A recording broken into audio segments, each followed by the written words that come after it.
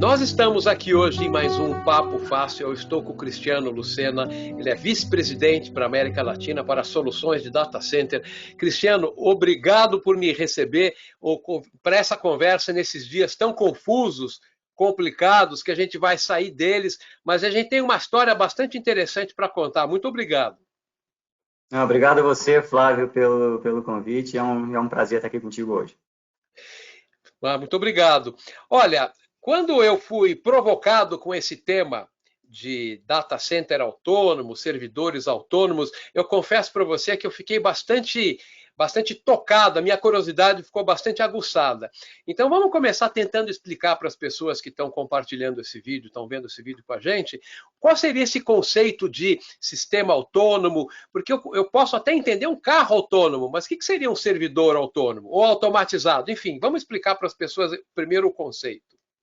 Não, na verdade, o conceito é exatamente esse. E quando a gente pensa num sistema autônomo, como você comentou, a primeira coisa que vem à nossa mente é da indústria automotiva, né? Os carros que eram manuais passaram a ser automáticos, com piloto automático, câmbio automático, e no final do dia, o que se espera de um veículo autônomo é que a gente sente no banco de trás e diga, eu quero ir para aquele lugar, e o carro nos leva até lá.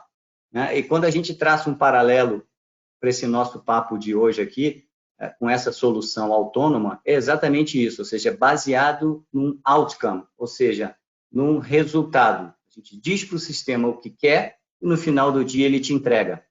Então, é mais do que simplesmente atividades automatizadas, e sim é um sistema baseado em autonomia. Eu estou entendendo que quando você pensa num data center, seja um data center de uma empresa média, uma empresa grande, ela sempre vai contar com uma quantidade relativamente grande de servidores físicos, né? Ou que o pessoal costuma chamar de lata, né? Quantidade de hardware, né? Agora, existe uma série de cuidados que precisa ter com esses servidores, com esse parque de servidores, seja no ponto de vista de manutenção lógica, ou até mesmo de você preparar novas instâncias. Agora vamos entrar um pouco mais para dentro, tenta dar alguns exemplos do que seriam essas tarefas autônomas que são proporcionadas pela essa tecnologia, que é o Power One, não é isso? É o Power One. Então, imagina o seguinte, imagina um sistema que dentro dele você tem computação, os servidores, você tem rede, você tem armazenamento, você tem uma solução de proteção de dados e você ainda tem a solução de virtualização e orquestração da VM. Isso tudo integrado, consolidado, com um único suporte e sendo considerado um único sistema.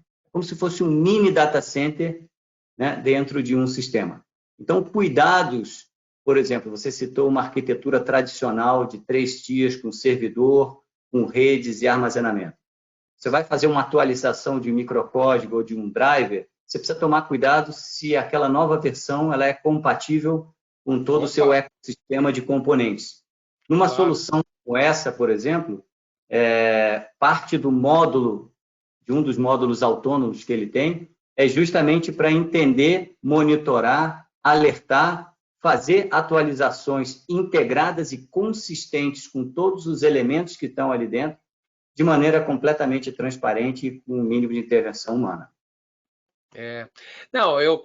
Esse exemplo que você falou, atualização de microcódigo, ou de firmware, ou de BIOS, enfim, você fazer isso em um servidor não é algo extremamente complexo. Toma um tempo. Agora, quem tem um parque de servidores para cuidar, começa a não fazer sentido você ter alguém para tomar conta disso, né? Então, esse foi, inclusive, um dos motivos porque essa solução ela foi lançada, né? Primeiro, para suportar essa avalanche de dados que nós e as empresas estão recebendo diariamente. E o segundo é justamente para simplificar a complexidade, como essa que você está acabando de mencionar, existente hoje dentro do data center. Então, essa solução ela foi pensada sobre a perspectiva do cliente, da complexidade que ele tem, e o que está acontecendo no mercado. Ou seja, as empresas precisam se preparar com uma estratégia clara e sólida de dados e, ao mesmo tempo, com plataformas robustas o suficiente para lidar de maneira adequada com essa avalanche que a gente está vendo. E o Power One nasceu justamente para endereçar esses dois temas. Bom, o próprio nome Power já me sugere a grande estrela da linha da Dell, que são os servidores PowerEdge. Ele é baseado em PowerEdge e que agrega uma camada de inteligência para ter esse grau de autonomia. É isso daí? Exato. Ele é, na verdade, baseado em algumas estrelas da Dell Technologies. O PowerEdge é uma delas, na capacidade de computação. Você tem o Power Switch com a camada de rede. Sim. Você tem o Power Max, que é outra estrela, com a capacidade de armazenamento, de storage high-end. Você tem o Power Protect, que são as nossas soluções de proteção de dados. E, empacotando isso tudo, você tem a virtualização e orquestração da VMware. Ou seja, o que a gente tem de best in class está numa solução dessa. E aí você imagina milhares de tarefas automatizadas e repetitivas, juntamente com uma inteligência e melhores práticas, fazem desse sistema combinado autônomo. Não, ficou claro. Não, realmente, eu me expressei só lembrando da força computacional do PowerEdge, mas você, desde da sua explanação, você falou, a gente está falando em uma conjunção, não é virtualização, de convergência, né? A gente está falando de sistema convergente, não é isso? Por isso que engloba a rede, engloba o storage, engloba a computação. Agora, existiria algum perfil específico de cliente, não sei se por vertical ou por tamanho de cliente, quem é o cliente que vai ter grande benefício da aplicação da tecnologia do Power One? Olha, essa solução ela não é uma solução de volume, né? Ela é uma solução para as grandes empresas, daí ter, por exemplo, soluções de armazenamento como o Power Max, como parte de um componente importante do Power One. E quando a gente olha os workloads que essa solução pode absorver, são workloads que vão desde VDI, por exemplo, até aplicações de missão crítica que precisam rodar 24/7 sem parada. Né? Tá. Imagina a facilidade de gestão de um ambiente super escalável, que pode escalar para cima e para o lado, ou seja, escalar em computação e capacidade também, número de nós, de uma maneira completamente automatizada. Milhares de, como eu comentei, né, milhares de atividades repetitivas juntamente com uma inteligência.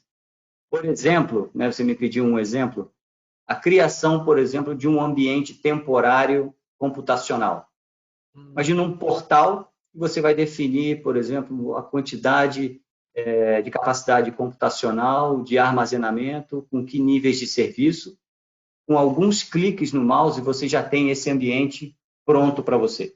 Essa é a parte autônoma. Você diz o que você quer e o sistema te entrega aquilo que você precisa. Você não precisa exatamente saber o que está sendo feito em backstage. O sistema faz isso para você. Não, eu entendi. Esse exemplo que você deu é muito interessante, porque é um dos cenários de uso. Você fazer o provisionamento de um ambiente temporário para uma homologação ou algo do tempo, às vezes até mesmo você provisionar um ambiente visando ser temporário, mas que depois ele pode ser agregado a maior poder e virar definitivo, né? Exato. E o que é interessante é que a gente vê que diferentes empresas, diferentes segmentos e indústrias, eles têm nível de maturidade digital distintos. Então, soluções como essa, na verdade, o objetivo é acelerar a migração de um data center tradicional para um data center multi-cloud based. Ou seja, aquele data center que tem como objetivo final servir como serviço os seus usuários internos, e não a tecnologia pela tecnologia. Então, esse é um tipo de solução que faz esse elo de transformação muito bem. Então, empresas que estão nesse momento de transformação, ou seja, já fizeram parte da sua modernização de um data center antigo e agora querem caminhar para um próximo passo, que é o data center transformado. Esse é o tipo de solução, ou seja, está preparada para o data center do futuro. Não, você mencionava, é realmente um passo da jornada para o data center controlado por software, né? Criado por software. Você integra esses componentes para usufruir desse benefício. Exato, é justamente essa a ideia. E Muito bom. Esse é o interesse que a gente vê nos clientes quando a gente tem esse tipo de conversa com eles.